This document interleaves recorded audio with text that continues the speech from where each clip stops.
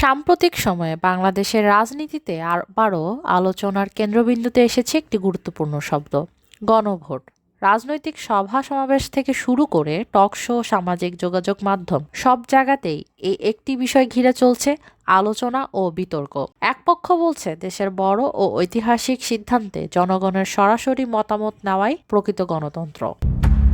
অন্য পক্ষের আশঙ্কা, গণভোট রাজনৈতিক স্বার্থে ব্যবহার হলে তা গণতন্ত্রকে শক্তিশালী করার বদলে নতুন বিভাজন ও সংকট তৈরি করতে পারে। এই প্রেক্ষাপটে প্রশ্ন উঠেছে, গণভোট আসলে কি? বাংলাদেশে এর ইতিহাস কি? সংবিধান গণভোট সম্পর্কে কি বলে এবং বর্তমান বাস্তবতায় গণভোট কতটা প্রয়োজনীয় বা কতটা গুরুত্বপূর্ণ? আজকের এই ভিডিওতে আমরা বিস্তারিতভাবে জানব বাংলাদেশের গণভোটের অর্থ, ইতিহাস, আইনি দিক, সুবিধা অসুবিধা এবং সাম্প্রতিক রাজনৈতিক প্রেক্ষাপট। গণভোট কি? সহজভাবে বলতে গেলে গণভোট হলো জনগণের সরাসরি মতামত গ্রহণের একটি সাংবিধানিক প্রক্রিয়া।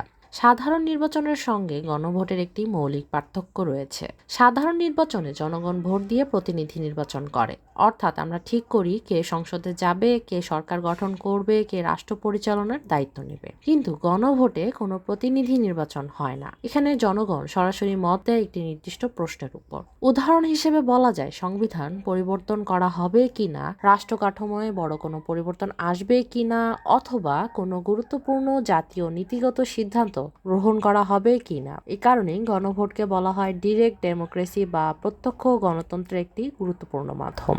গণভোটের প্রক্রিয়া। গণভোটের প্রক্রিয়া তুলনামূলকভাবে সহজ ও সরল। এতে সাধারণত একটি বা একাধিক প্রশ্ন জনগণের সামনে উপস্থাপন করা হয়। এই প্রশ্নগুলোর উত্তর হয় হ্যাঁ অথবা না। যদি হ্যাঁ ভোট সংখ্যাগরিষ্ঠ হয় তাহলে প্রস্তাবটি গৃহীত হয়, আর যদি না ভোট সংখ্যাগরিষ্ঠ হয় তাহলে প্রস্তাবটি বাতিল হয়ে যায়। এই সরল কাঠামোর কারণে গণভোট খুব শক্তিশালী একটি সিদ্ধান্তমূলক পদ্ধতি। তবে এই সরলতাই আবার কখনো কখনো গুরুত্বপূর্ণ জটিল বিষয়কে অতিরিক্ত সহজ করে ফেলার ঝুঁকি তৈরি করে।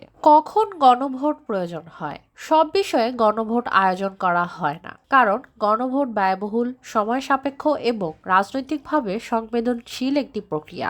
সাধারণত গণভোট প্রয়োজন হয় তখনই যখন কোনো সিদ্ধান্ত এতটাই গুরুত্বপূর্ণ হয় যে তা শুধু সংসদ সদস্য বা রাজনৈতিক নেতাদের উপর ছেড়ে দেওয়া যায় না। বিশ্বের বিভিন্ন দেশে গণভোট হয়েছে সংবিধান প্রণয়ন বা বড় সংশোধনের সময়। কোনো অঞ্চল বা প্রদেশে আলাদা রাষ্ট্র হতে চাইলে, রাষ্ট্রের নাম বা কাঠামো পরিবর্তনের ক্ষেত্রে, আন্তর্জাতিক চুক্তি অনুমোদনের সময় অথবা শাসন ব্যবস্থার মৌলিক রূপান্তরের সময়। বাংলাদেশে গণভোটের ইতিহাস। বাংলাদেশের স্বাধীনতার পর থেকে মোট 3বার গণভোট অনুষ্ঠিত হয়েছে।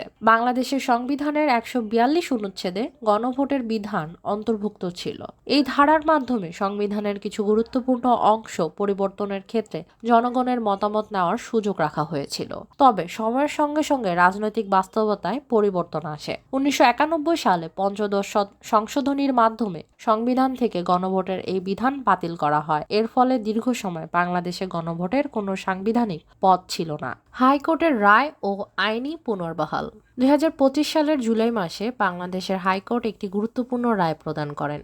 এ রায়ে সংবিধানের 142 অনুচ্ছেদে গণভোটের বিধান পুনর্বহাল করা হয়। এই অনুচ্ছেদ অনুযায়ী সংবিধানের নির্দিষ্ট কিছু অংশ পরিবর্তন করতে চাইলে প্রথমে জাতীয় সংসদের অনুমোদন নিতে হবে। এরপর রাষ্ট্রপতি চাইলে গণভোটের মাধ্যমে জনগণের মতামত নিতে পারবেন। এ রায়ের ফলে বাংলাদেশে গণভোট আয়োজনের আইনি পথ আবার উন্মুক্ত হয়েছে। গণভোটের সুবিধা। গণভোটের সবচেয়ে বড় সুবিধা হলো এটি জনগণের সরাসরি অংশগ্রহণ নিশ্চিত করে। মানুষ অনুভব করে রাষ্ট্রের গুরুত্বপূর্ণ সিদ্ধান্তে তাদের কণ্ঠস্বর গুরুত্ব পাচ্ছে। এর ফলে গণতন্ত্রের প্রতি আস্থা বাড়ে, রাজনৈতিক সিদ্ধান্তের গ্রহণযোগ্যতা বৃদ্ধি পায় এবং রাষ্ট্রীয় সিদ্ধান্তে জনগণের মালিকানাবোধ তৈরি হয়। বিশেষ করে বিভাজনমূলক বা স্পর্শকাতর ইস্যুতে গণভোট রাজনৈতিক বৈধতা অর্জনের একটি শক্তিশালী উপায় হতে পারে। গণভোটের অসুবিধা ও বিতর্ক। তবে গণভোট সবসময় ইতিবাচক ফল বয়ে আনে না। সব ভোটার সব বিষয় সম্পর্কে পর্যাপ্ত তথ্য জানেন না। অনেক সময় আবেগ, ভুল তথ্য ও প্রচারণার প্রভাবে ভোটের ফল প্রভাবিত হয়। এছাড়া রাজনৈতিক দলগুলো নিজেদের স্বার্থে গণভোটকে ব্যবহার করতে পারে, এই অভিযোগও রয়েছে। ফলে গণভোট সঠিক সিদ্ধান্তের বদলে বিভাজন ও বিতর্ক তৈরি করতে পারে। বর্তমান প্রেক্ষাপট, জুলাই জাতীয় সনদ 2025। বর্তমানে বাংলাদেশের রাজনীতিতে আলোচনার কেন্দ্রে রয়েছে জুলাই জাতীয় সনদ 2025।